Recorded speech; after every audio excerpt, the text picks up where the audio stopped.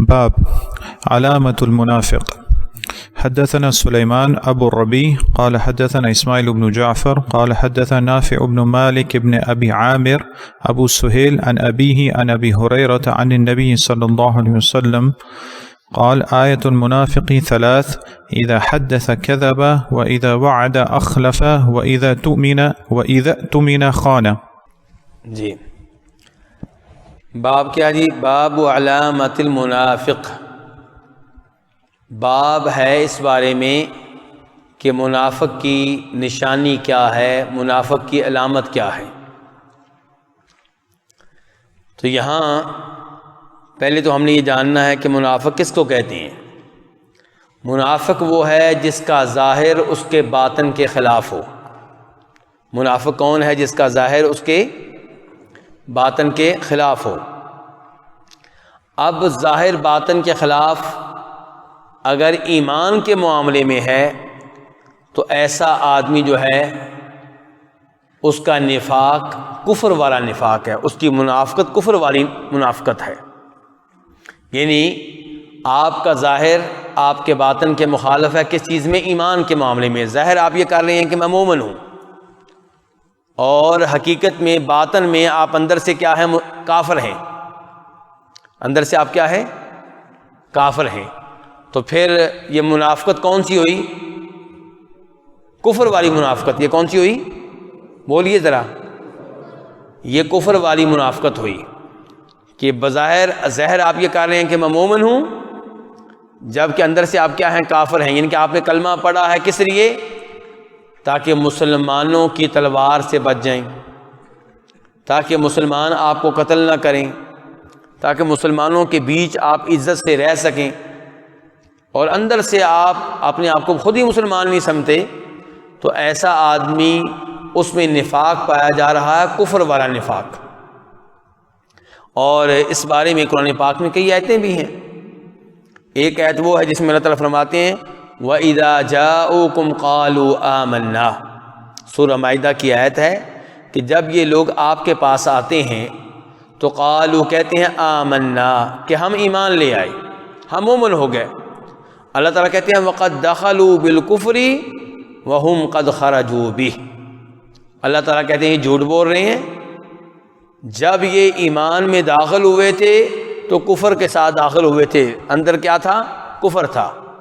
اور اب واضح طور پہ وہ دین اسلام چھوڑ چکے ہیں تو اسی کفر کو ساتھ واپس لے کر گئے. اور سورہ بقرہ کا دوسرا رکوع آپ پڑھ لیں تو وہاں پہ بھی اللہ تعالیٰ نے منافقین کا تذکرہ کیا ہے کہ وَإِذَا خَلَوْا إِلَىٰ شَيَاطِينِهِمْ، کہ جب یہ لوگ اپنے سرداروں کے ساتھ خلوت میں تنہائی میں بیٹھتے ہیں قالوا، تو کہتے ہیں اِنَّا مَعَكُمْ، ہم تمہارے ساتھ ہیں. بھئی تم نے تو کلمہ پڑھ لیا تھا. تو کہتے ہیں اِنَّمَا نَحْنُ مُسْتَهْزِئُونَ، کلمہ جو ہم نے پڑھا تھا وہ تو ہم مسلمانوں کا مذاق اڑا رہے تھے. تو یہاں پہ اللہ نے جس نفاق کا تذکرہ کیا، یہ نفاق کون سا ہے؟ بولیے ذرا. کفر والا نفاق ہے. کون سا نفاق ہے؟ کفر والا. یعنی کہ ایمان کے معاملے میں ظاہر کا باطن کے مخالف ہونا. یہ کون سا نفاق ہوا؟ کفر والا نفاق. اور اگر آپ کا ظاہر آپ کے باطن کے مخالف ہے، ایمان کے معاملے میں نہیں، عمل کے معاملے میں عملی کمزوری ہے، تو پھر اس کو نفاق العمل کہتے ہیں کہ عملی نفاق.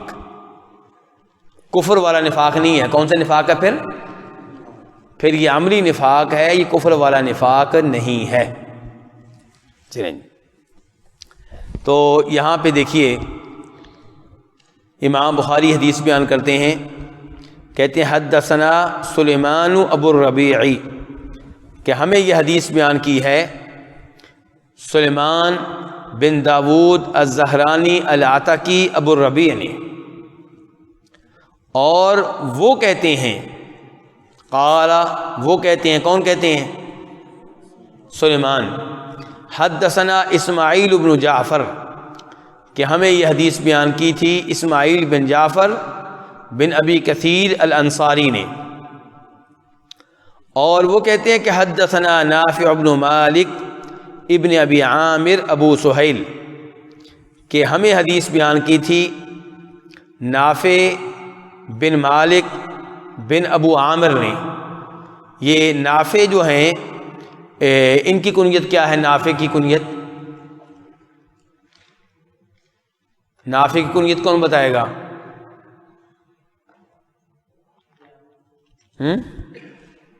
ابو سہیل لکھی ہوئی ہے، کیا لکھا ہوا ہے؟ ابو سہیل۔ دیکھیں یہ ابو سہیل واؤ کے ساتھ ہے کہ یا کے ساتھ؟ یہ چونکہ واؤ کے ساتھ ہے اس لیے ہمیں پتہ چل گیا کہ ابو سہیل کا تعلق نافع سے ہے۔ اگر اس کا تعلق ہوتا مالک سے تو پھر اس نے ہونا تھا ابی سہیل، پھر اس نے کیا ہونا تھا؟ بولیے علماء کرام، ابی سہیل۔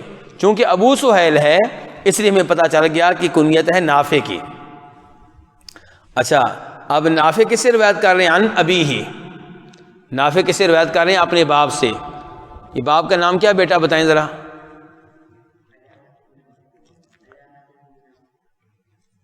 نہیں، آپ کی توجہ یہاں پہ نہیں تھی، دیکھا؟ ہاں جی، کیا نام ہے جی؟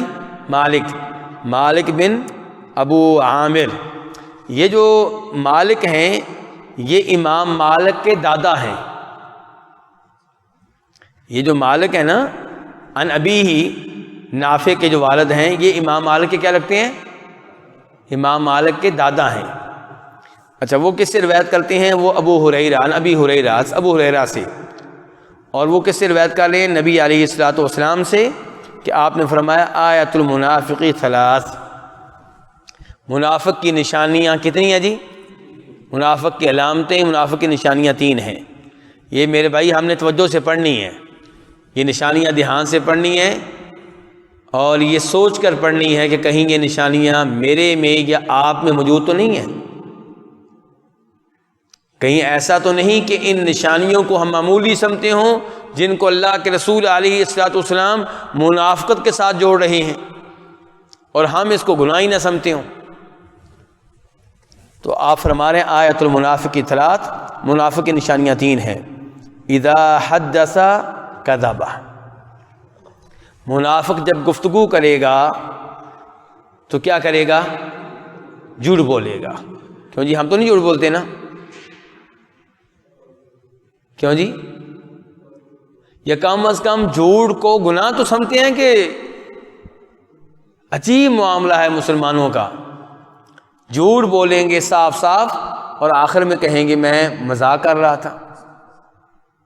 جھوٹ بولنے کو مذاق کون کہتا ہے بھائی؟ مزاح وہ ہے جو نبی علیہ السلام کیا کرتے تھے، سچ بولتے تھے، مزاح میں بھی آپ سچ بولتے تھے۔ آپ نے مزاح کرتے ہوئے بھی کبھی جھوٹ، مثال کے طور پہ آپ نے بڑھیا سے کیا کہا تھا کہ کوئی بڑھیا جنت میں نہیں جائے گی، بڑھیا نے رونا شروع کر دیا، تو پھر آپ نے حوصلہ دیتے ہوئے کیا فرمایا تھا کہ بڑھیا بھی جب جنت میں جائے گی تو بڑھیا ہو کر نہیں جائے گی، کیسے جائے گی؟ جوان ہو کر جائے گی۔ اب آپ نے جھوٹ نہیں بولا، اور کسی سے آپ کہہ رہے ہیں اور 2 کانوں والے، مزاق کر رہے ہیں، تو کیا کسی 2 کان ہوتے ہیں کہ نہیں ہوتے؟ 2 کان ہی ہوتے ہیں۔ تو کہنے کا مطلب یہ ہے مزاح، کہ مزاح میں بھی آپ سچ کہیں۔ جھوٹ بول کے کہنا میں مزاق کر رہا تھا تو یہ اس سے جھوٹ سچ نہیں ہو جائے گا، جھوٹ جھوٹ ہی ہے۔ تو 3 نشانیاں۔ پہلی نشانی کیا؟ اذا حدث کذب، کہ منافق جب گفتگو کرے گا تو جھوٹ بولے گا، جھوٹ کہے گا۔ وَإِذَا وَعَدَ أَخْلَفَ، اور جب وعدہ کرے گا تو کیا کرے گا؟ وعدہ کی خلاف ورزی کرے گا۔ وعدہ کر لیا، وعدے کی خلاف ورزی، یہ وہ ہے جو وعدہ کرتے ہوئے اس کی نیت خراب ہوتی ہے۔ اس سے مراد کون ہے؟